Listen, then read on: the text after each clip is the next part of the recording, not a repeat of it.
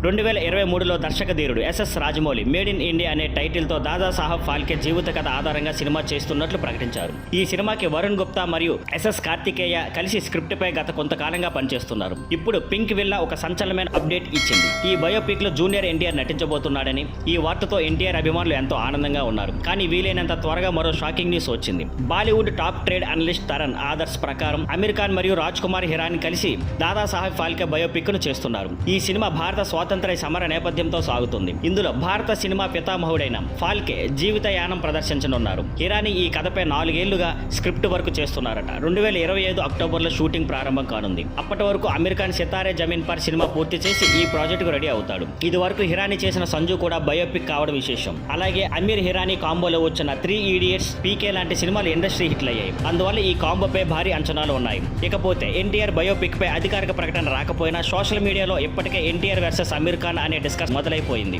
ఒకే వ్యక్తిపై 2 బయోపిక్స్ రావడం గతంలో కూడా జరిగింది. ఇప్పుడు అసలు ప్రశ్న, భారత సినిమా పితామహుడి పాత్రను ఎవరు బెస్ట్ గా పోషిస్తారు, ఎన్టీఆర్ లేదా అమీర్ ఖాన్? ఈ ప్రశ్నకు సమాధానం ఇవ్వడానికి సమయమే చెప్పాలి. Thank you for watching. Please like, share and subscribe.